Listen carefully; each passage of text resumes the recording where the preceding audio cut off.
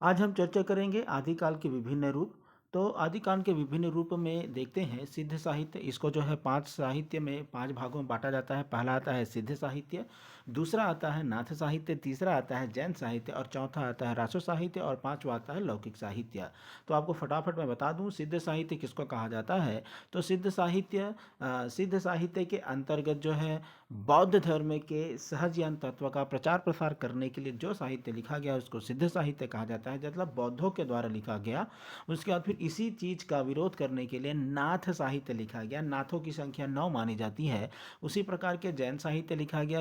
आपका भारत के जो गुजरात, ये जो भारत का जो गुजरात वाला क्षेत्र है, जैसे अगर आप भारत का नक्शा बनाएंगे तो भारत के गुजरात वाले क्षेत्र में जैन साहित्य का ज़्यादातर प्रचार प्रसार दिखाई देता है। और रासो साहित्य जो राजस्थान में लिखा गया है, युद्धों और वीरता से संबंधित साहित्य। और लौकिक साहित्य जो प्रेम कहानी से संबंधित आपको दिखाई देता है। तो सबसे पहले हम देखेंगे सिद्ध साहित्य की विशेषता। तो सिद्ध साहित्य में कौन कौन सी विशेषता है। सिद्ध साहित्य अपनी प्रवृत्ति जो है उसमें इसमें जीवन की सहजता और स्वाभाविकता में दृढ़ विश्वास दिखाई देता है। जो सिद्ध कवि हैं उन्होंने जीवन की सहजता और स्वाभाविकता पर दृढ़ विश्वास व्यक्त किया है। धर्म के अनुयायियों ने जीवन पर कई प्रतिबंध लगाकर जीवन को कृत्रिम बनाया था। विशेषकर कनक कामिनी को साधना मार्ग की बाधाएं मानी थी। मतलब जीवन के सहजता की ओर ज़्यादा बल दिया है किसने, सिद्धों ने। आगे आता है सिद्धों ने जो है गुरु की महिमा को ज़्यादा स्वीकार किया है। सिद्धों ने गुरु महिमा का पर्याप्त वर्णन किया है। सिद्धों के अनुसार गुरु का स्थान देव और शास्त्रों से भी ऊंचा है। मतलब यदि अगर गुरु जैसा कहता है वैसा आपको बात मानना है। आगे आता है बाह्याडंबर और पाखंड का विरोध। ये जो सिद्ध साहित्य के मानने वाले हैं इन लोगों ने बाह्याडंबर पाखंडों का कटु आलोचना किया और इसका बिल्कुल विरोध किया है। आगे आता है तात्कालिक जीवन में आशावादी संचार। जो सिद्ध साहित्य थे हुआ करते थे, सिद्ध साहित्य के जो लेखक थे इनकी संख्या जो है 84 थी। कुकरिप्पा, लुइपा, सबरप्पा इस प्रकार के इनका नाम हुआ करते थे। ये बाद में जो है नाम के बाद में पा लगाते थे। इनके जीवन में आशावादी संचार दिखाई देता है। ऐसा वो लिखते थे जिसमें आशावादी संचार आपको दिखेगा। और रहस्यात्मकता इनके काव्य में दिखेगा। और जैसे नौका, वीणा, चूहा, हिरण और आपका कमल आदि रूपकों का प्रयोग इन लोगों ने क्या है किया है। आगे तो श्रृंगार रस और शांत रस भी इनके काव्य में दिखाई देगा। अलौकिक आनंद की प्राप्ति इनमें दिखाई देता है। जन भाषा का प्रयोग, सिद्धों के द्वारा जिस भाषा में लिखा गया है वो रचना जो है संस्कृत और अपभ्रंश दोनों से मिला जुला हुआ रूप है, जिसको कहा जाता है जन भाषा, जिसको हरप्रसाद शास्त्री ने संध्या भाषा भी कहा है। मतलब आज इतना ऐसा क्वेश्चन आएगा कि संध्या भाषा का प्रयोग किसने किया है, तो सिद्धों ने किया है, ऐसा आप बता सकते हैं। इन लोगों ने संध्या भाषा का प्रयोग किया है, छंदों का भी प्रयोग किया है। साहित्य के आदि रूप का प्रमाण इसमें दिखाई देता है। तो यह हो गया सिद्धों की विशेषताएं। अब है सिंध साहित्य के प्रमुख कवि। तो ऐसे मैं आपको बता दूं राहुल सांकृत्यायन ने जो सिद्धों ने बौद्ध धर्म के वज्रयान तत्व का प्रचार प्रसार करने के लिए जो साहित्य जन भाषा में लिखा वह हिंदी के सिद्ध साहित्य की सीमा में आता है। तो आपको बौद्ध धर्म तो पता चल गया होगा, बौद्ध एक प्रकार का संप्रदाय है। उसी में दो भाग हो गए थे, सहजयान और वज्रयान। तो इसमें एक आता है वज्रयान तत्व। तो वज्रयान तत्व का प्रचार प्रसार करने के लिए जो साहित्य लिखा गया है उसी को क्या कहा जाता है, सिद्ध साहित्य कहा जाता है, जो कि हिंदी साहित्य के आदिकाल का एक पार्ट है। राहुल सांकृत्यायन ने 84 सिद्धों के नाम गिनाए हैं, 84 84 सिद्ध बताए हैं। इन 84 सिद्धों ने क्या किया है, साहित्य लिखा है। इनमें प्रसिद्ध सरहप्पा है और हिंदी साहित्य का आरंभ इसी सरहप्पा से होता है। इन सिद्धों में सरहप्पा, सबरप्पा, लुइपा, डोम्बिपा, कण्हप्पा, कुकुरिप्पा हिंदी के प्रमुख सिद्ध कवि हैं। यहाँ संक्षेप में इनका हम क्या देते हैं, विवरण आपको बताना चाहेंगे। तो सरहप्पा को क्या कहा जाता है, सरहप्पा, सरोज वज्र, राहुल भद्र आदि इनको कई नामों से जाना जाता है। इस जाति के ब्राह्मण थे और इनका जो समय है 769 ईस्वी माना जाता है और इन्होंने दोहा कोश की रचना की। तो राहुल सांकृत्यायन ने हिंदी साहित्य का पहला कवि सरहप्पा को माना है और इसकी रचना दोहा कोश को हिंदी का पहला रचना माना है। इनमें पाखंड और आडंबर का विरोध किया है और गुरु सेवा पर क्या दिया है, बल दिया है और महासुख की ओर, सहज भोग मार्ग से जीव को महासुख की ओर ले जाता है, ऐसा इनका मानना था। जैसे एग्जाम्पल इसमें लिखा है, नाद न बिंदु न रवि न शशि मंडल, चियरा सहाबे मुकल। तो इस प्रकार से आपको इसकी पंक्तियां मिलेंगी। अब आता है सबरपा, जो दूसरे कवि हैं सबरपा हैं। सबरपा का जन्म क्षत्रिय कुल में 780 में हुआ था। सबरपा सरहपा से इन्होंने ज्ञान प्राप्त किया था, मतलब सरहपा के ये शिष्य थे। कौन? सबरपा। तो सबरों का सा जीवन व्यतीत करने के कारण से ये सबरपा कहलाए। चर्यापद इनकी रचना है। इनकी रचना का नाम है चर्यापद। सबरपा की रचना का नाम है चर्यापद और चर्यापद में है कैसा आचरण करना चाहिए, ये जानकारी जो है इसमें दिखाई देता है।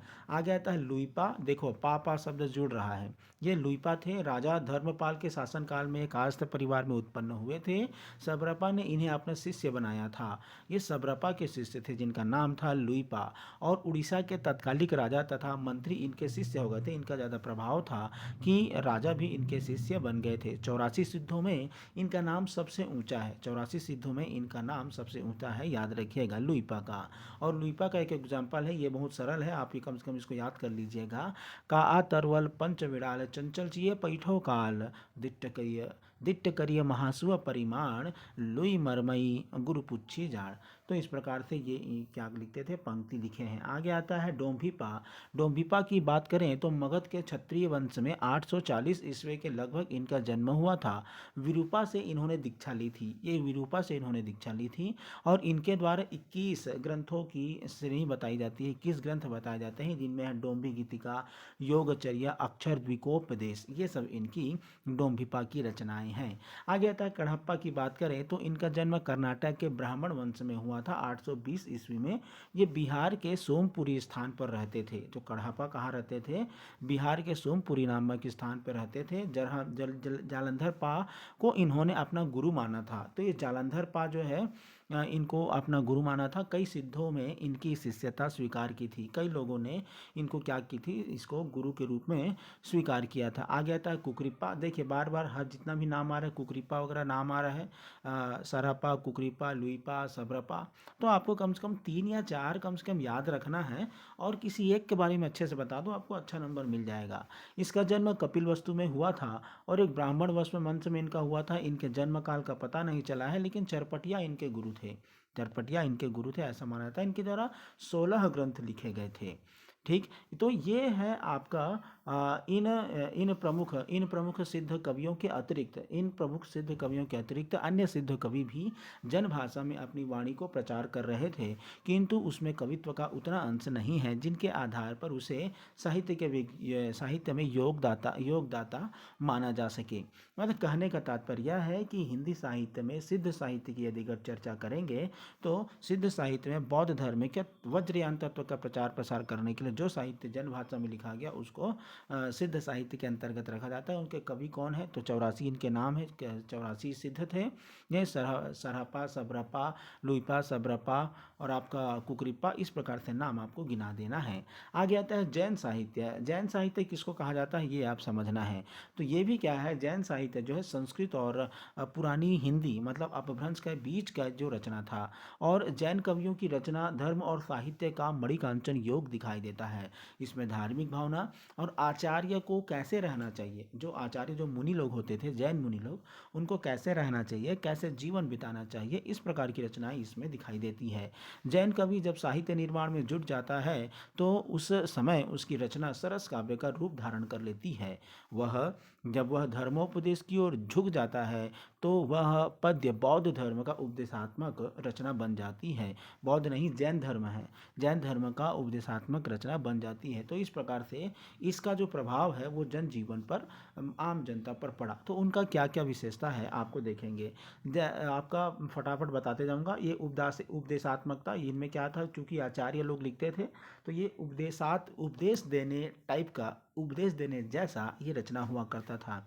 विषय की विविधता होती थी, भिन्न भिन्न प्रकार के विषय ये लिखते थे, जैसे समाज के बारे में, धर्म के बारे में, इतिहास के बारे में, रामायण के बारे में, महाभारत कथा के बारे में, इस प्रकार से कथा लिखते थे।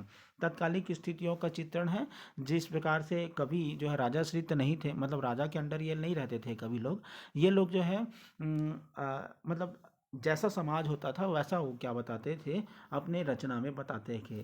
कर्मकांड रूढ़ियों और परंपरा का विरोधी थे। ये जो है जैन आचार्य थे, ये लोग जैन अपभ्रंश कवियों ने बाह्य उपासना, पूजा पाठ, शास्त्रीय पद्धति, रूढ़ियों, परंपराओं का घोर विरोध किया है। मूर्ति पूजा, ज्ञान से वेश, जाति, वर्ण, मंत्र, तंत्र, योग आदि की संस्था को ये लोग नहीं मानते हैं। और मन शुद्धि को ये लोग किसको मानते हैं, मन शुद्धि को, चारित्रिक और मन शुद्धि को ये जरूर इसको क्या मानते हैं, अपना उसी पर ज़्यादा बल देते हैं। आगे आता है, इन लोगों ने आत्मानुभूति पर विश्वास किया है। इन लोगों ने आत्मानुभूति मतलब स्वयं के अनुभव पर उन्होंने विश्वास किया है। आत्मानुभव को जैन कवियों ने चरम प्राप्तव्य कहा है, और यह शरीर में रहता है, और आत्मा को जानने के लिए शुभाशुभ कर्म करना चाहिए, ऐसा इनका माना जाता है, मानना है। और आत्मा परमात्मा एक ही है, ऐसा ये क्या करते हैं, मानते हैं। उसके बाद फिर इनमें रहस्यवादी विचारधारा का समावेश दिखाई देगा। जैन कवियों की कुछ रचनाएं रहस्यवादी विचार भावना से ओतप्रोत है।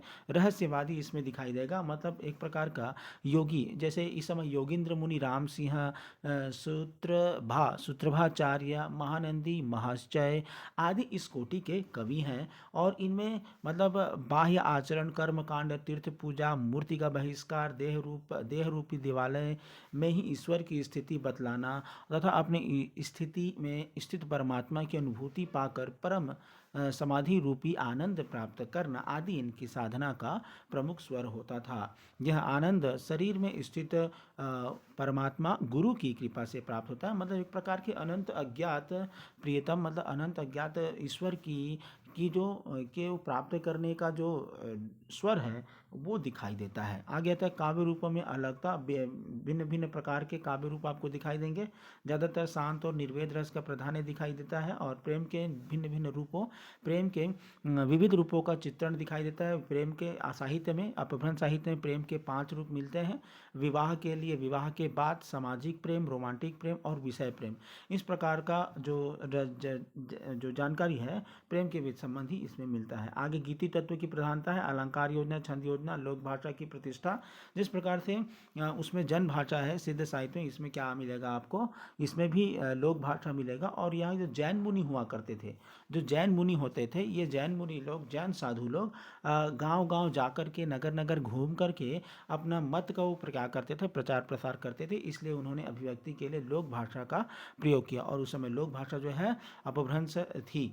आगे आता है जैन साहित्य के प्रमुख कवियों का साहित्यिक परिचय जानेंगे। तो जैन कवियों के बारे में जानना है तो हिंदी साहित्य के पूर्वी क्षेत्र में, ये जैसे आपका भारत का इतिहास, भारत का नक्शा आप देखेंगे तो ये आपका जम्मू कश्मीर का क्षेत्र हो जाता है, ये इधर इस प्रकार से। तो ये वाला जो भाग है, ये जो पूर्व वाला भाग है, इस क्षेत्र में पश्चिम वाला क्षेत्र में, जिस प्रकार हिंदी के पूर्वी क्षेत्र में सिद्धों का जो जन्म है, सिद्ध जो है यहाँ आपको दिखाई देते हैं। और तो उसी प्रकार से जो जैन है, जैन जो है इस क्षेत्र में आपको दिखाई देंगे। ये जो क्षेत्र है ये जैन मुनि लोग का क्षेत्र है, मतलब राजस्थान का क्षेत्र, आपका गुजरात का क्षेत्र। देखिए गुजरात और राजस्थान क्षेत्र में ज़्यादातर आपको जैनी आपको ज़्यादा मिलेंगे।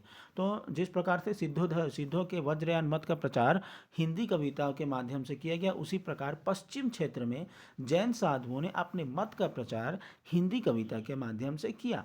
इन कवियों की रचनाएं आचार, रास, फागु, चरित आदि विभिन्न शैलियों में मिलते हैं। ये सब क्या है इसको समझना। आचार, आचार मतलब हमको कैसा आचरण करना चाहिए। रास, रास किसको कहा जाता है, मतलब रास और रासो दो प्रकार के आपको शब्द मिलेंगे, तो मैं आपको रास को समझा रहा हूँ। तो रास में क्या, तो संध्या होने के पश्चात लोग क्या करते हैं, कीर्तन वगैरह करते हैं, मतलब एक प्रकार का वंदना करते हैं, तो उसको कहा जाता है रास। उसी प्रकार से फागु है, चरित है, आदि विभिन्न शैलियाँ इसमें मिलती है। मतलब आपका जीवन कैसा होना चाहिए, आपको जीवन में कैसे रहना चाहिए, गुरुओं से कैसे सम्मान से बात करना चाहिए, आदि विचार जो है इन रचनाओं में दिखाई देता है। आचार शैली के जैन कवियों में घटनाओं के स्थान पर उपदेशात्मकता को प्रधान दी गई है। फागु और चरित काव्य शैली की समानता के लिए प्रसिद्ध है। मतलब जैन साहित्य में आचार और फागु दिखाई देता है। रास शब्द संस्कृत साहित्य की क्रीड़ा और नृत्य से संबंधित है। भरत मुनि ने इसे क्रीड़ा नियक कहा है।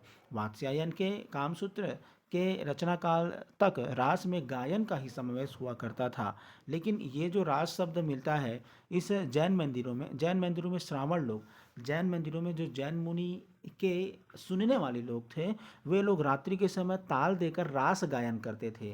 रास मतलब क्या, मतलब मुनि के बारे में कुछ बता रहे हैं, कुछ अच्छी चीज़ गा रहे हैं। 14वीं शताब्दी तक इस पद्धति का प्रचार हो रहा था। जैन साहित्य का सबसे अधिक लोकप्रिय रूप रास ग्रंथ बन गए और वीर गाथाओं में रास को ही रासो कहा गया है। जब आप रासो साहित्य पढ़ेंगे तो वो रासो हो जाता है, यही वाला जो रास है क्या हो जाता है, रासो हो जाता है। किंतु उसकी विषय भूमि जैन रासो ग्रंथों से भिन्न है। तो यहाँ पर मैं आपको बताना ये चाहता हूँ, ये लोग क्या गाते थे, रास गाते थे। तो रास क्या है, एक प्रकार का भजन कीर्तन है जो रात्रि के समय क्या करते थे, जैन मंदिर में गाते थे। चलिए आगे आता है, ये हो गया आपका जैन साहित्य के बारे में आपने देखा। इसके बाद फिर है जैन साहित्य, जो आदिकालीन जैन साहित्य है उसमें कौन कौन से साहित्यकार हैं उसको हम जानने का प्रयास करेंगे। देखिए देवसेन, अच्छा मतलब साहित्य रचनाओं को देखेंगे। यहाँ पे श्रावकाचार्य, रचना का नाम है श्रावकाचार्य, जिसके लेखक हैं देवसेन। देवसेन नामक बौद्ध जैनाचार्य ने 933 ईस्वी में इस काव्य की रचना की थी। ये बहुत अच्छे कवि थे। कौन, आचार्य देवसेन। देवसेन ने लिखा है श्रावकाचार्य, उच्च कोटि के चिंतक थे और अपभ्रंश में भी दब्ब सहाउपयास नामक ग्रंथ इन्होंने लिखा है। इनकी और एक पुस्तक है, मतलब देवसेन है, ये जो देवसेन है, देवसेन ने लिखा है श्रावकाचार, दब्ब सहाय प्रकाश और लघुनय चक्र, दर्शन सार, ये सब ग्रंथ इन्होंने क्या किया है, लिखा है। आगे आता है भरतेश्वर बाहुबलिराज। तो भरतेश्वर बाहुबलिराज जो है मुनि जिन विजय, रचनाकार का नाम है मुनि जिन विजय, इन्होंने लिखा है भरतेश्वर बाहुबलिराज। इस ग्रंथ को जैन साहित्य की रास परंपरा का पहला ग्रंथ माना जाता है। इसकी रचना 1184 ईस्वी में शालिभद्र सूरी ने की थी। तो इसकी रचना किसने की थी, शालिभद्र सूरी ने की थी। मुनि जिन विनय क्षमा चाहेंगे, ये जो भारतेश्वर बाहुबलिराज है इसकी जो रचना की है शालिभद्र सूरी ने की है। शालिभद्र सूरी की रचना का नाम है भरतेश्वर बाहुबलिराज। इस ग्रंथ में भरतेश्वर तथा बाहुबली का चरित वर्णन मिलता है। ये आपको इसमें समझना है। जब आप इस ग्रंथ को पढ़ेंगे तो आपको ये जो भरतेश्वर और बाहुबली से संबंधित आपको रचना, आपको कथा मिलेगा। आगे आता है चंदन बाला रास। जो चंदन बाला रास है इसकी रचना, चंदन बाला रास की रचना जो आसगु नामक कवि ने की है। चंदन बाला रास की रचना आसगु नामक कवि ने की है। इसकी कथा जो नायिका का नाम है चंदन बाला, जो कि चंपा नगरी के राजा दधिवाहन की पुत्री थी। एक बार कौशाम्बी के राजा शतानिक ने चंपा नगर पर आक्रमण किया, जिससे उसके सेनापति ने चंदन बाला का अपहरण कर लिया और एक सेठ को बेच दिया। तो इसी से संबंधित ये आपको कथा आपको मिलेगा, चंदन बाला रास। आगे आता है स्थूलीभद्र रास। स्थूलीभद्र रास, ये जो स्थूलीभद्र रास है ये जो है जिन धर्म सूरी की रचना है। जिन धर्म सूरी की रचना है स्थूलीभद्र रास। 1209 ईस्वी में रचित इस काव्य को जिन धर्म सूरी की कृति माना जाता है। स्थूलीभद्र और कोसा वेश्या के विषय में ये जो रचना है आपको दिखाई देगा, किंतु इस कृति को सभी घटनाओं से उनका प्रत्यक्ष संबंध नहीं है। मतलब ये जो रचना है ये जिनधर्म सूरी के द्वारा लिखा गया है और इसमें स्थूलीभद्र और कोसा वेश्या के विषय में भी इसमें जानकारी क्या है मिलता है। आगे आता है रेवंत गिरिराज। विजय सेन सूरी ने रेवंत गिरिराज लिखा है। यह 1231 ईस्वी में लगभग यह लिखा गया है और इसमें काव्य में तीर्थकार नेमिनाथ की प्रतिमा और रेवंत गिरि तीर्थ का वर्णन इसमें मिलता है। तो इसमें देखिए जितनी भी रचना आपको मिल रहा है उसमें कोई रचना है और उसमें कोई जो भी लिखने वाले हैं वो जैन मुनि हैं। तो ये भी किसके अंतर्गत आता है? आदिकालीन हिंदी साहित्य के अंतर्गत आता है। आ गया है नेमिनाथ रास। नेमिनाथ रास की जो रचना है वो सुमति गणी ने की है। सुमति गणी के द्वारा लिखा गया है नेमिनाथ रास जो कि 1213 ईस्वी में लिखा गया है और इसमें 58 छंदों की इस रचना में कवि ने नेमिनाथ का चरित्र सरस शैली में प्रस्तुत किया है। नेमिनाथ के प्रसंग में श्री कृष्ण का वर्णन इस काव्य का विषय है। इन दोनों के माध्यम से विभिन्न भावों की व्यंजना हुई है। रचना की भाषा अपभ्रंश से प्रभावित राजस्थानी हिंदी है। तो यह है आपका जैन साहित्य। जैन साहित्य के बाद फिर अब देखेंगे रासो साहित्य। अब हमको यहाँ दिखेगा रासो साहित्य। रासो साहित्य आप समझना, ये जो भारत देश है, भारत देश का जो ये गुजरात वाला क्षेत्र है और आपका राजस्थान वाला जो क्षेत्र है, तो राजस्थान में अलग अलग प्रकार के राजपूत राजा हुआ करते थे। उन राजपूत राजाओं के अंडर में ये जो राजपूत राजा होते थे, इन राजपूत राजाओं के अंडर में कौन होते थे? कवि लोग होते थे। कवि लोग होते थे और उन कवियों के द्वारा क्या किया जाता था? राजा महाराजाओं की विशेषता बखान का चित्रण किसी ग्रंथ में किया जाता था। तो ऐसे ग्रंथों को क्या कहा जाता है? रासो ग्रंथ कहा जाता है, रासो साहित्य कहा जाता है, रासो काव्य कहा जाता है। जैसे कि पृथ्वीराज रासो चंद बरदाई के द्वारा लिखा गया। लेखक का नाम है चंद बरदाई और इन्होंने लिखा है पृथ्वीराज रासो, जो कि पृथ्वीराज चौहान के जीवन से संबंधित है। और ये जो रचना हुआ था रासो साहित्य, इसमें ज़्यादातर युद्ध के बारे में या किसी युद्ध कौशल के बारे में या राजा की विशेषताओं को बताते हुए क्या किया जाता था? इंगित करते हुए लिखा जाता था। चलिए देखते हैं। रासो साहित्य मूलतः सामंती व्यवस्था, प्रकृति और संस्कार में उपजा हुआ साहित्य है, जिसका प्रमुख स्वर वीरत्व का रहा है। वीरता प्रधान इसमें ज़्यादा आपको मिलेगा। वीरता का स्वर ज़्यादा मिलेगा। इस साहित्य के रचनाकार हिंदू राजपूत राजाश्रय में हिंदू राजपूत राजाओं के अंडर में रहने वाले चारण या भाट थे। चारण या भाट कौन होते हैं? चारण या भाट जो है राजाओं के अंडर में रहने वाले कवि कह सकते हैं। तो ये जो कवि ही चारण या भाट थे। समाज में उनका स्थान सम्मान का था क्योंकि उनका जो सुधा जुड़ाव जो है राजा से होता था। ये चारण या भाट कलापा रखी और कला रचना में बड़ा निपुण होते थे। कला रचना में निपुण होते थे। ये युद्ध कला भी जानते थे, जो युद्ध होने पर अपनी सेना की अगुवाई वीरदावली गाकर किया करते थे। ये राजाओं आश्रयदाता मतलब जो इनको रखते थे, वीर पुरुषों तथा सैनिकों के वीरोचित युद्ध घटनाओं को बढ़ा चढ़ाकर ही नहीं, उसे यथार्थपरक स्थितियों एवं संदर्भों की भी बारीकी के साथ चित्रण करते थे। मतलब ये जो चारण या भाट होते थे, ये बड़ा अच्छा एकदम सुंदर शैली में वीरता प्रधान रचना लिखते थे। और जो सैनिक जो होते थे, जो सैनिक जैसा लड़ रही है वैसे यथार्थ चित्रण तो करते थे और बड़े सुंदरता के साथ चित्रण करते थे, जो सुनने में बड़ा अच्छा लगता था। और इससे कि देखो, जब कोई सैनिक लड़ रहा है और उसको जब अच्छी बातें बोलोगे, उसकी वीरता का बखान करोगे, तो वो लड़ने के लिए प्रेरित होगा। आगे वीरोचित भावनाओं के वर्णन के लिए इन्होंने रासा या रासो शब्द का प्रयोग किया। तो मतलब ऐसी रचना, ऐसे छंद जिसमें वीरता प्रधान दिखाई देगा, उसके लिए क्या शब्द प्रयोग किया गया? रासो शब्द का प्रयोग किया गया। तो यहीं पर आता है रासो साहित्य। तो रासो साहित्य से मतलब आपको समझ जाना है कि ऐसा ग्रंथ है जिसमें वीरता प्रधान जो स्वर है वो दिखाई देगा, क्योंकि इस छंद में भावना को संप्रेषित करने के लिए अनुकूल था, इसलिए इनके द्वारा रचित साहित्य को रासो साहित्य कहा गया है। अब देखते हैं रासो साहित्य की क्या क्या विशेषता है। अभी जो रासो साहित्य है उसकी विशेषता यह है कि संदिग्ध रचनाएं कैसे? इस काल में उपलब्ध होने वाले सभी रासो साहित्य ऐतिहासिक दृष्टि से संदिग्ध माने जाते हैं। संदिग्ध इसलिए माने जाते हैं क्योंकि चार काव्य ही प्राप्त हुआ है, खुमान रासो, बीसल देव रासो, पृथ्वीराज रासो, परमाल रासो। भाषा शैली और विषय सामग्री की दृष्टि से इन ग्रंथों के संबंध में कहा जा सकता है कि इनमें निरंतर कई शताब्दियों तक परिवर्तन और परिवर्धन होते रहे हैं। मतलब जो भी ग्रंथ इसमें मिला है ना, एकदम स्पष्ट रूप से और एकदम प्रूफ के साथ नहीं मिला है, ये दिक्कत है। इसीलिए बोलते हैं कि ये जो है संदिग्ध है, ये मिला भी है और मतलब एक प्रकार का लोग इसको जानते हैं, सुनते भी हैं, लेकिन इसका प्रमाण नहीं मिल पाया है, तो इसी को बोलते हैं संदिग्ध रचनाएं। राष्ट्र साहित्य की पहली विशेषता है संदिग्ध रचनाएं। दूसरा है ऐतिहासिकता का अभाव।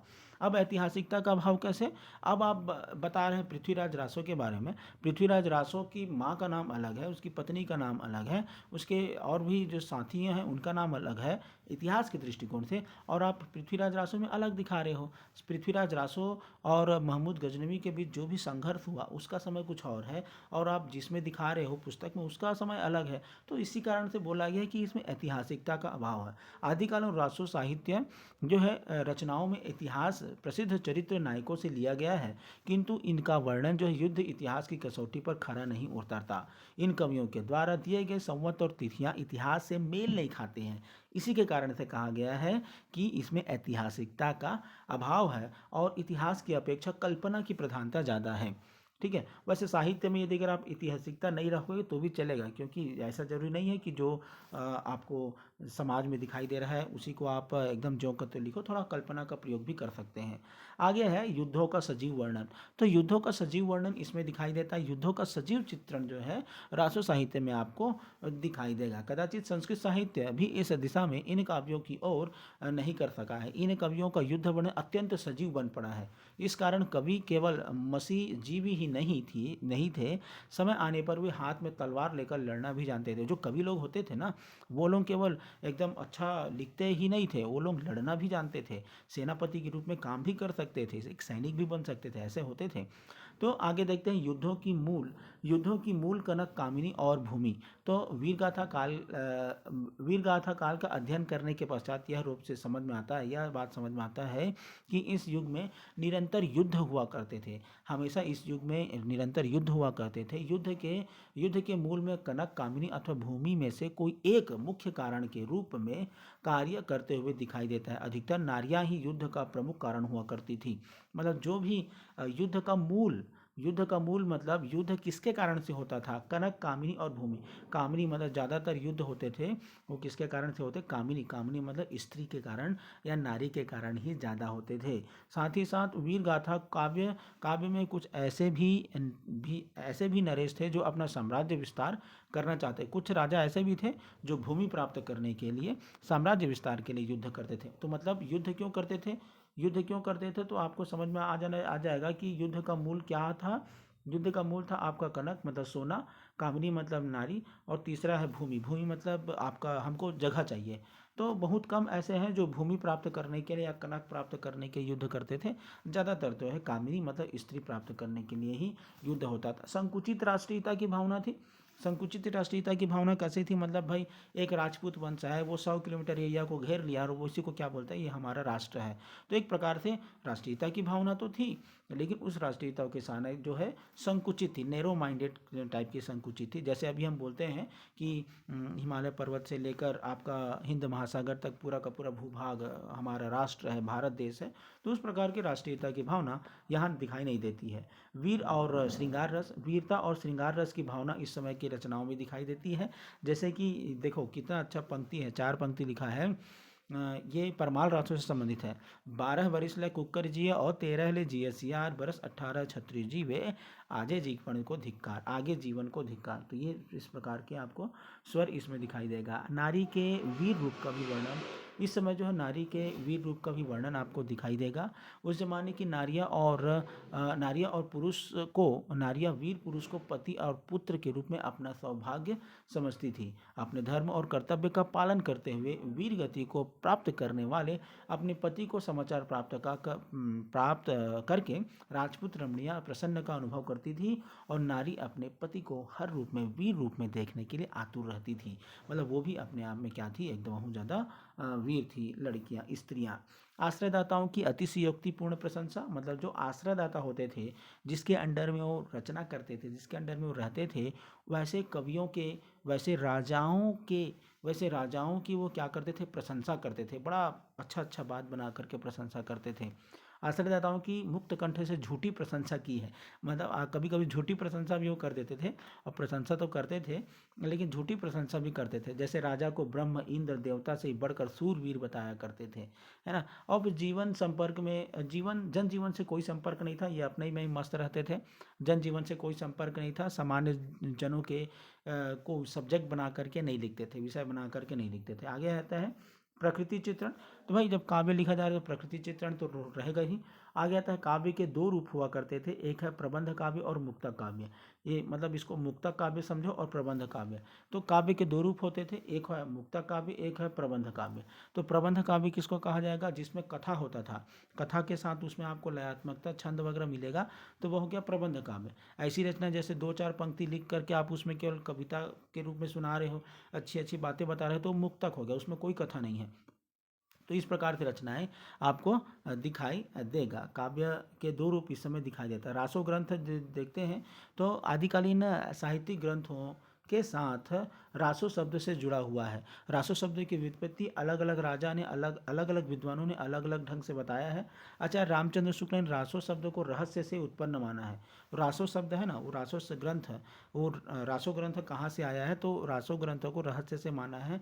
और इसी प्रकार से आपका छंदों का, विविध प्रकार के छंदों का वर्णन है, अलंकारों का वर्णन है। हाँ, डिंगल पिंगल भाषा आपको दिखाई देगा। जो हिंदी साहित्य का आदिकाल है, जो रासो साहित्य है, उसका डिंगल पिंगल भाषा में ये लिखा गया है। तो डिंगल पिंगल किसको कहा जाता है, ये हम समझेंगे। देखो, ये है आपका ब्रज भाषा। तो ब्रज भाषा और खड़ी बोली, ब्रज भाषा, खड़ी बोली, और एक है राजस्थानी भाषा। तो राजस्थानी भाषा, जितने भी वीरोचित रचनाएं हैं वो कहाँ की है, राजस्थानी भाषा की है, राजस्थान से संबंधित है। जब राजस्थानी के साथ जब राजस्थानी के साथ ब्रज का मेल हो जाता है, जब राजस्थानी के साथ ब्रज का मेल हो जाता है तो वो बन जाता है पिंगल।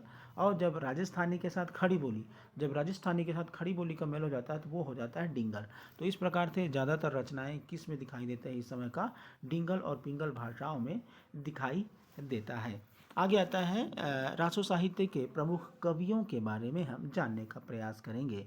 तो जैन साहित्य के संदर्भ में यह संकेत किया जा चुका है कि हिंदी साहित्य के आदिकाल में रचित जैन रास काव्य वीर गाथाओं के रूप में लिखित रासो काव्यों से भिन्न है। मतलब जो रासो शब्द है ना, रासो और रास, रासो और रास, ये जो रास है ये जैन साहित्य में मिलता है, और ये जो रासो है ये आपको कहाँ मिल रहा है, रासो साहित्य में मिल रहा है। जो युद्ध प्रधानवाद से संबंधित, युद्ध प्रधानता से संबंधित ग्रंथ है उसमें आपको दिखाई दे रहा है। तो हिंदी साहित्य के आदिकाल में जैन रास काव्य और वीर गाथा के रूप में लिखे गए रासो काव्यों में भिन्नता है। दोनों की रचना शैली अलग अलग भूमियों पर विकास हुई है। जैन रास काव्य परंपरा में धार्मिक दृष्टि दिखाई देती है, वहीं वीर गाथा परक रासो ग्रंथ में मिलती है। वीरता प्रधानता किसमें मिलेगा, रासो में मिलेगा, और रास काव्य में क्या मिलेगा, धार्मिक दृष्टि आपको मिलेगा। इन काव्यों की विषय वस्तु का मूल संबंध राजा के प्रचित प्रशंसा से है, राजा की प्रशंसा इसमें ज़्यादा दिखाई देगा। फलतः इनका रचनाकारों की मृत्यु के पश्चात भी बढ़ता रहा। रासो काव्यों को देखने से पता चलता है कि उनके रचयिता जिस राजा के चरित्र का वर्णन करते थे उसके उत्तराधिकारी राजागण अपने आश्रित अन्य कवियों में उसमें अपने चरित्र को भी सम्मिलित करा देते थे। मतलब जिस राजा के बारे में बता रहे हैं उसके अपने राजकुमार, अपने बेटे के भी विशेषता को क्या कर देते थे, सम्मिलित कर देते थे। तो इस प्रकार से रचनाएं जो है आपको क्या है, दिखाई देगी, मतलब विशेषता आपको दिखाई देगी। आइए देखते हैं कौन कौन से रासो ग्रंथ हैं। रासो ग्रंथ कौन कौन से, तो पहला आता है खुमार रासो। रामचंद्र शुक्ल ने इसको 9वीं शताब्दी का रचना माना है। कौन सा है, खुमार रासो। ये जो खुमार रासो है, क्योंकि इसमें 9वीं शताब्दी के चित्तौड़ नरेश, जिसका नाम खुमाड़ है, खुमाड़ के युद्धों का चित्रण है। राजस्थान के वृत्त संग्रहों के ने इसको 17वीं शताब्दी की रचना बताया, क्योंकि इसमें 17वीं शताब्दी के चित्तौड़ नरेश राजसिंह तक के राजाओं का वर्णन मिलता है। मतलब इसी आधार पर आदिकाल की रचना इसको नहीं माना जा सकता। वास्तव देखो, संदिग्ध मिल गया। ये इसकी रचना का नाम क्या है? खुमार रासो। खुमार रासो में ये बता रहा है कि 9वीं शताब्दी का है, एक बता रहा है कि 17वीं शताब्दी का है। राजा का नाम भी क्या है? नरेश है। और नरेश जो है उस 9वीं शताब्दी के में भी हुआ है। और चित्तौड़ नरेश राजसी हैं, ये भी 17वीं शताब्दी का है, जिसके कारण से इसमें क्या विवाद में, तो इस प्रकार से राजाओं, इस प्रकार से आपको ये सब जो आपका विवाद है या संदिग्धता है वो आपको इसमें दिखाई देगी। तो ये जो खुमार रासो है, खुमार रासो में दलपति विजय, खुमार रासो जो है दलपति विजय के द्वारा लिखा गया है, ये आप याद रखिएगा। खुमार रासो दलपति विजय के द्वारा लिखा गया है। और ये देखिए कैसे इस ग्रंथ की प्रमाणिक हस्तलिखित प्रति पूना के संग्रहालय में सुरक्षित है। ये जो खुमार रासो है, इसकी जो सबूत के तौर पे इसका जो हस्तलिखित प्रति है, ये आपको पूना के संग्रहालय में आपको सुरक्षित दिखाई देगा। और तो इस प्रकार से ये जो ग्रंथ है लिखा गया है। बीसल देव रासो मूलतः गेय काव्य है, इसमें गेयता काव्य आदिकाल का एक श्रेष्ठ काव्य है। उसके बाद अब देखते हैं हम्मीर रासो। ये जो हम्मीर रासो है, प्राकृत पैंगलम में इस काव्य के कुछ छंद मिले हैं। हम्मीर रासो के बारे में प्राकृत पैंगलम में मिला है। उन्हीं के आधार पर आचार्य रामचंद्र शुक्ल ने इसके अस्तित्व की कल्पना की है। इनका अनुमान है कि हम्मीर रासो और अलाउद्दीन के युद्ध का वर्णन इसमें है, हम्मीर की प्रशंसा का चित्रण इसमें है। किंतु राहुल जी, मतलब राहुल सांकृत्यायन जी ने इन पद्यों को जज्जल नामक किसी रचना का होना माना है। मतलब ये जो हम्मीर रासो है, ये जो हम्मीर रासो है किसके द्वारा लिखा गया है? जज्जल के द्वारा लिखा गया है। ये मानते हैं कौन? हमारे राहुल सांकृत्यायन। लेकिन इसको जो है साग्रधर के द्वारा लिखा गया माना जाता है। हम्मीर रासो किसके द्वारा लिखा गया है? साग्रधर के द्वारा लिखा गया है। आगे आता है परमाल रासो।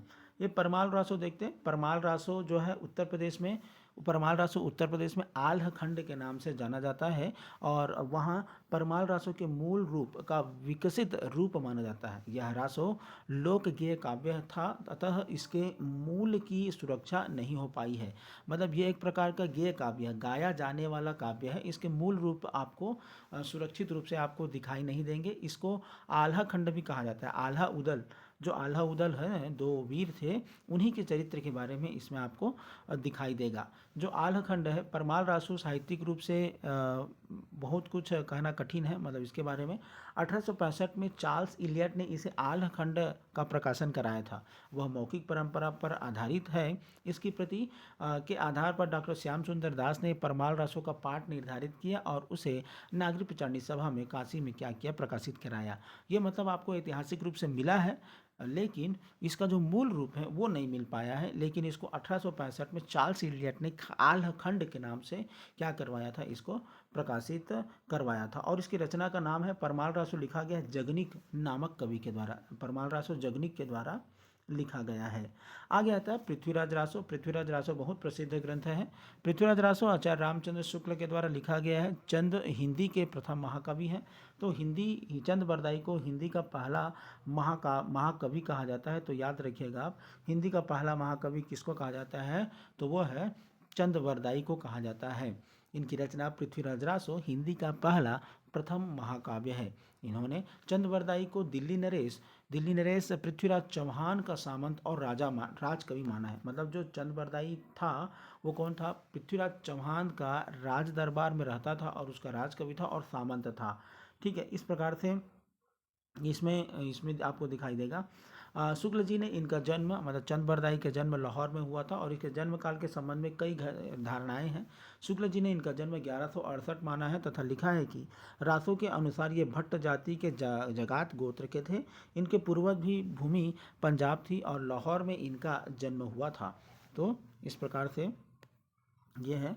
और एक और है इनका, और महाराज पृथ्वीराज चौहान, मतलब इनका मतलब पृथ्वी चंद बरदाई और महाराज पृथ्वीराज चौहान का जन्म एक ही दिन हुआ था और दोनों ने एक ही दिन संसार छोड़ा था, यह ऐसा लिखा जाता है। शुक्ल जी ने हरप्रसाद शास्त्री जी द्वारा प्राप्त चंद को एक वंश वृक्ष भी प्राप्त किया है।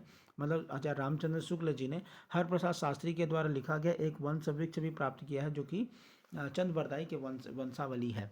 तो इसके कथानुसार चंद के चार पुत्र हुआ करते थे और जिनमें चतुर्थ पुत्र का नाम है जल।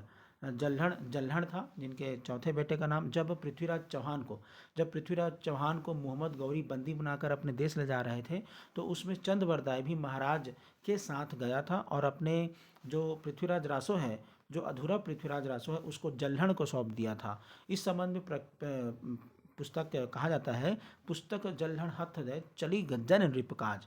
तो वो अब बंदी बना करके चले गए, तो उस पुस्तक को किसको सौंप दिया? उन्होंने जल्हड़ को सौंप दिया। फिर आगे का जो रचना है उसको किसने पूरा किया था? जल्हड़ ने पूरा किया था। तो इस प्रकार से ये रासो साहित्य के बारे में, रासो साहित्य आपको दिखाई देगा। ये हो गया रासो साहित्य। आगे आता है लौकिक साहित्य। अब ये लौकिक साहित्य किसको कहा जाता है, थोड़ा सा समझना। लौकिक साहित्य मतलब ऐसा काव्य जो गद्य में भी और पद्य में भी, दोनों में दिखाई देता है, और उसके साथ साथ चंपू काव्य टाइप का भी दिखाई देगा, और शिलालेखों में भी आपको ये दिखाई देगा। तो ये ज़्यादातर अपभ्रंश में है, और ये लोक कथाओं पर आधारित है। इसको कहा जाता है लौकिक साहित्य, इसी कारण इसको कहा जाता है लौकिक साहित्य। चलिए देखते हैं। आदिकालीन आदिकालीन साहित्य में रासो साहित्य तथा धार्मिक साहित्य के साथ साथ एक अन्य धारा भी प्रवाहित होती है, दिखाई देती है, जिसे लौकिक साहित्य के नाम से जाना जाता है। राजाश्रय और धर्माश्रय में से सर्वथा विमुख यह साहित्य लोकाश्रय में पुष्पित और पल्लवित हुआ। इसमें जो है साधारण लोगों के बारे में, साधारण लोग के बारे में ज़्यादा इसमें दिखाई देता है, साधारण लोगों के बारे में दिखाई देता है, विषय वस्तु दिखाई देता है। तो इसमें कैसे था, ये जो है स्वांतः सुखाय था। आदिकालीन लौकिक साहित्य में ना तो रासो साहित्य के समान राजा सामंतों के बारे में बताया गया है, न लिखा गया है, न धार्मिक साहित्य के समान किसी विशिष्ट धर्म मत का प्रचार किया गया है। इसमें सहज भाव के साथ इसको क्या किया गया है, लिखा गया है। चाहे अब रोड़ा नामक राउल वेल हो, रोड़ा नामक कवि है जिन्होंने राउल वेल लिखा है, जो कि शिला पर लिखा गया है, या विद्यापति जैसे राजसिद्ध कवि की पदावली हो, या ढोला मारुरा दोहा है, वसंत विलास है, गुमनाम कवि है, इस प्रकार के लगभग कोई जानता नहीं है। ऐसे साहित्य के बारे में आपको इसमें दिखाई देगा, मतलब स्वांतः सुखाय है। आगे आता है लोकमानस से आप्लावित साहित्य। लोकमानस मतलब जनता जैसी चाहती थी, जनता जैसे जैसे सोचती थी, जैसा उसका जीवन होता था, उसी प्रकार के साहित्य, वैसे ही विषय वस्तु लेकर के क्या लिखा गया, ये साहित्य लिखा गया। रासो साहित्य में जहाँ राजा सामंतों के बारे में होता था, वहीं काव्य लोकमानस में उठने वाली हास उल्लास, जहाँ यहाँ की राजमती ढोला राधा के सामान्य नारी अपने भावों को प्रतिबिंबित पाती है, चाहे वो संयोग का हो या वियोग का हो। रूढ़ीपति के उड़ीसा चले जाने बाद राजमती यह कहने लगती है कि हे महेश, मुझे स्त्री का जन्म तुमने क्यों दिया। इस प्रकार से रचनाएं आपको मिलेगा। ये जो पंक्ति है, ये सब ढोला मारू के से संबंधित है। आगे हैं संयोग और वियोग का सरस चित्रण इसमें दिखाई देगा, और नख वर्णन मतलब इस नायिका की सुंदरता का चित्रण इसमें दिखाई देगा। जैसे कि राउल वेल के द्वारा लिखा गया है, जो रोड़ा नामक कवि के द्वारा राउल वेल ने लिखा है, इसमें दिखाई देता है। आगे तक प्रकृति चित्रण तो रहेगा ही, स्वाभाविक सी बात है। गेयता और संगीतात्मकता है, आसानी से इसको गाया जा सकता है संगीत के रूप में। बोली भाषा का परिष्कार। इस समय आदिकालीन लौकिक साहित्य में तात्कालिक काव्य भाषा की अपेक्षा जन बोलियों का प्रयोग हुआ है। जन बोलियों मतलब जनता की बोलियों का आपको ज़्यादा प्रभाव आपको दिखाई देगा इस समय के रचनाओं में, लौकिक साहित्य में। आगे आता है लौकिक साहित्य के प्रमुख कवियों का साहित्यिक परिचय देना है। अब लौकिक साहित्य के कवि, तो इस समय जो है रचना का नाम है ढोला मारूरा दूहा, जो कि 11वीं शताब्दी की रचना है। यह रचना लोक भाषा काव्य में लिखा गया है। दूहा घड़ा पुराना अछई पंक्ति इसकी प्राचीनता की ओर संकेत करती है। पश्चिमी हिंदी प्रदेश में यह काव्य अत्यंत लोकप्रिय रहा है। इस संबंध प्रसिद्ध कथन है, सोरठियो दूहा भलो भली मर वड़ री बात, जीवन छाई धड़ भली तारा छाई रात। तो ये जो है ढोला मारो दूहा की रचना है। आगे जो कि इसके लेखक का नाम है कुशल राय। दोहा मारुआ ढूहा लिखा गया है, ढोला मारुआ दूहा लिखा गया कुशल राय के द्वारा लिखा गया है। आगे है जयचंद प्रकाश और जय मयंक जस चंद्रिका। इन कृतियों में राठौड़ा ख्यात में उल्लेख मिलता है, किंतु अभी तक उपलब्ध नहीं हुआ है। ये जो जयचंद प्रकाश और जय मयंक जस चंद्रिका, इस रचना के बारे में राठौड़ा ख्यात में इसका उल्लेख मिलता है, लेकिन जयचंद्र प्रकाश और जयमयंक जयचंद्रिका अभी तक जो है उपलब्ध नहीं है। इसको कहा जाता है कि पहली रचना जो है जयचंद्र प्रकाश जो है भट्ट केदार के द्वारा लिखा गया है, और जयमयंक जयचंद्रिका जो है मधुकर कवि के द्वारा लिखा गया है। और ये दोनों ही ग्रंथ अभी तक उपलब्ध नहीं हुए हैं, लेकिन हाँ, रौठारी लिख्यात में जानकारी मिलता है कि ये ग्रंथ था। आगे आता है वसंत विलास। वसंत विलास आपको एक रचना मिलेगा जिसके लेखक हैं, वसंत विलास के लेखक हैं अब्दुल रहमान। वसंत विलास के लेखक है अब्दुल रहमान। माता प्रसाद गुप्त ने कहा है, यह अत्यंत सरस और साहित्यिक कृति है। आधुनिक भारतीय आर्य भाषा साहित्य के आदिकाल के इतिहास में यह बेजोड़ है। और इसका जो है इस कृति के रचयिता का पता नहीं चल पाया है, लेकिन इसके जो लेखक है अब्दुल रहमान है, इसके लेखक ऐसा माना जाता है। 84 दोहों में वसंत और स्त्रियों पर उसके प्रभावपूर्ण प्रभाव का मनोहारी चित्रण इस रचना में आपको दिखाई देगा। इस काव्य में प्रकृति और नारी दोनों की मदोन्मत्त स्वरूप श्रृंगार रस की तीव्र धारा इसमें प्रवाहित होती है। आदिकाल के विद्वानों ने अब तक वीर गाथाओं और धार्मिक उपदेशों का ही युग माना था, लेकिन ये वसंत विलास राउलवेल जैसी रचनाओं में श्रृंगारिकता की भावना भी आपको क्या होता है दिखाई देता है, जो कि किसके अंतर्गत आता है, आपके लौकिक साहित्य के अंतर्गत आता है। इसी प्रकार खुसरो की पहेलियाँ, खुसरो तो जानते हैं, अमीर खुसरो, अमीर खुसरो को तो आप जानते ही हैं। तो खुसरो ने क्या लिखा है, खुसरो की पहेलियाँ लिखा है, जिसमें इन्होंने लिखा है खालिक बारी पहेलियाँ मुकरियाँ दो सुखने गजल, ये सब लिखते हैं। पहेली है एक प्रकार का, तो इसको भी क्या कहा जाता है, लौकिक साहित्य के अंतर्गत रखा जाता है। खुसरो की पहेलियाँ का एग्जाम्पल तो आप जानते ही हैं, जैसे कि एक थाल मोती से भरा, सबके सिर पर औंधे धरा। उसी प्रकार से तरवर से एक तिरिया उतरी, ऊनने बहुत रिझाया, बाप को उसने नाम जो पूछा, आधा नाम बताया, आधा नाम पिता पर प्यारा, बुझ पहेली गोरी, अमीर खुसरो यो कहे, अपने नाम न बोली निबोरी। तो इस प्रकार से जो है जनौला, जो कुछ क्वेश्चन दे देंगे, दो पंक्ति बोलने के बाद कुछ क्वेश्चन दे देंगे, उसको उस क्वेश्चन को फिर उत्तर देना है, तो उसको कहा जाता है पहेली। ये जो पहेली है खुसरो ने लिखा है, ये भी लौकिक साहित्य के अंतर्गत आता है। तो ये हो गया पूरे जितना आपके कोर्स में था उसको मैंने बताया। अब आता है आदिकालीन काव्य की प्रमुख प्रवृत्तियाँ। तो आदिकालीन काव्य की प्रमुख प्रवृत्तियाँ या विशेषताएं, इसको बताना है, पॉइंट टू पॉइंट इसको लिखेगा। इससे पहले जितना आप लिखें आदिकालीन काव्य को की जो समय सीमा है, कहाँ से कहाँ तक है और उसका कितने भागों में बांटा जाता है, उसको आप बना लीजिएगा। उसके बाद फिर आपको लिखना है। इसमें पहला है कल्पना की प्रचुरता है। स्वाभाविक सी बात है, क्योंकि इतिहास से संबंधित है तो कल्पना की प्रचुरता इसमें दिखाई देगा। और इतिहास जो पात्र हैं इतिहास संबंधी हैं, तो उसमें कल्पना भी दिखाई समावेशित है। आगे आता है आश्रयदाताओं की अतिशयोक्तिपूर्ण प्रशंसा है। आश्रयदाताओं का बढ़ा चढ़ा के चित्रण किया गया है, जैसे पृथ्वीराज रासो में आपको दिखाई देता है। अप्रामाणिक रचनाओं की अधिकता है। इस समय अप्रामाणिक रचनाओं की अधिकता है। युद्धों का सजीव चित्रण है, ये आप पढ़ चुके हैं। युद्धों की सजीव चित्रण इसमें दिखाई देगा। और स्त्रियों का चित्रण भी आपको दिखाई देगा। स्त्रियों का चित्रण चाहे रासो काव्य में देख लो या तो आप लौकिक साहित्य में देख लो, तो इस प्रकार से स्त्रियों का चित्रण इस समय दिखाई देगा। और इसके बाद है रासो ग्रंथों की रचना। इस समय जो है युद्धों से संबंधित रासो ग्रंथ लिखा गया है। वीर गाथा से संबंधित रासो शब्द जुड़ा हुआ है। पृथ्वीराज रासो, बीसल देव रासो, खुमान रासो, परमाल रासो, ये सब क्वेश्चन आता है, आपको क्या करना है, याद रखना है। आगे तक वीर और श्रृंगार रस की प्रमुखता इस समय दिखाई देता है। स्त्रियों की श्रृंगारिकता का चित्रण और वीरता का प्रचुरता इस समय के काव्य में दिखाई देगा, ग्रंथों में दिखाई देगा। प्रबंध और मुक्तक काव्य रचना आपको दिखाई देगा। प्रबंध काव्य मतलब ऐसे ग्रंथ जिसमें कथा समाहित होता है, और मुक्तक काव्य जो कथा जिसमें कथा नहीं होता लेकिन कुछ जानकारी होता है, तो कुछ अच्छी बातों का जानकारी होता है, उसको मुक्तक काव्य कहा जाता है। और वैसे ही विविध छंदों का प्रयोग, अलग अलग प्रकार के छंद इसका प्रयोग इसमें दिखाई देगा। दोहा, तोमर, तोटक, गाहा, गाथा, पद्धति, आर्या, रोला, उल्लाला, इस प्रकार के जो छंद है इसका प्रयोग आपको दिखाई देगा।